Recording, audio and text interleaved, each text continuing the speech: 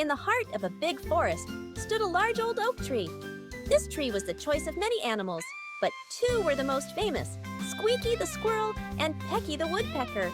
Squeaky was always busy, hopping from branch to branch, collecting acorns and making sure his little home was as cozy as possible. Pecky, on the other hand, was a master at tapping into the wood.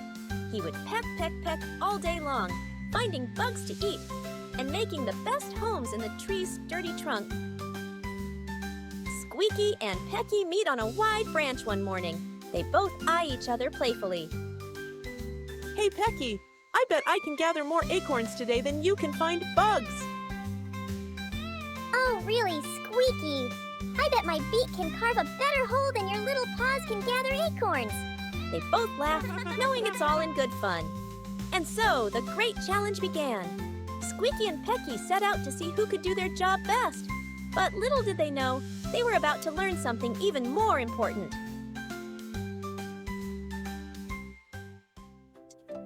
Squeaky ran around the tree, collecting acorns faster than ever. Pecky, on the other hand, was pecking, finding bugs, and making perfect little holes in the tree.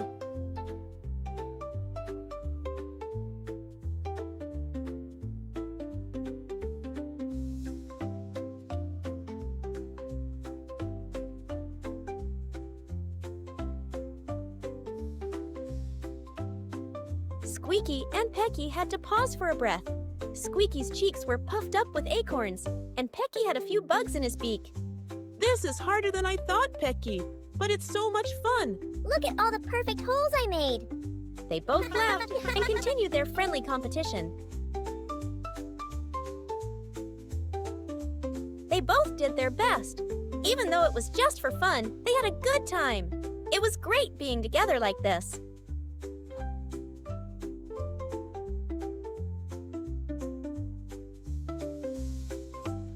Later that day, Squeaky is struggling with an especially large acorn stuck in a crack.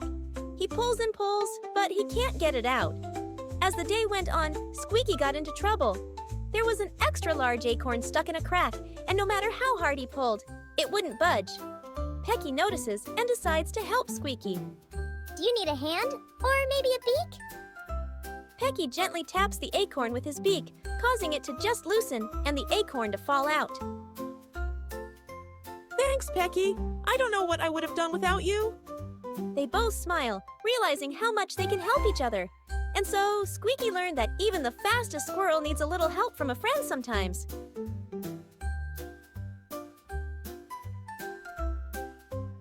Meanwhile, Pecky was also in a difficult situation. He wanted to make a big, beautiful hole, but the wood was too thick, and even his strong beak wasn't enough. Squeaky had an idea. Hey, Pecky, what if I chew an edge and bite off pieces of bark to make it softer for you? Yes, that's a good idea. And Squeaky started gnawing. The pieces of bark fell down. When Squeaky was done, Pecky continued to make the hole.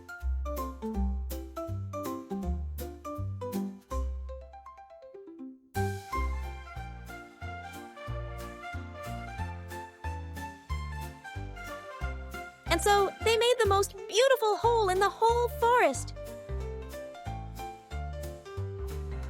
We did it, Squeaky. This is the best hole I've ever seen. They were proud of what they had accomplished together. And so Pecky and Squeaky discovered that they can achieve more if they work together. As the sun sets, Squeaky and Pecky sit together on a branch, looking out over the forest. They are tired, but happy.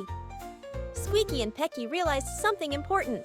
It wasn't about who could collect the most acorns or make the best holes. It was about how much better they were when they worked together. Squeaky and Pecky share a warm smile. Now they are closer friends than ever. You know, Pecky, I think we make a great team. I couldn't agree with you more, Squeaky. And so, Squeaky the squirrel and Pecky the woodpecker continued to live happily in their oak tree, knowing that the best way to succeed was to help each other along the way. Well, this was a nice adventure about friendship and cooperation. Do you want to experience more adventures? Please share, like, and subscribe to my channel.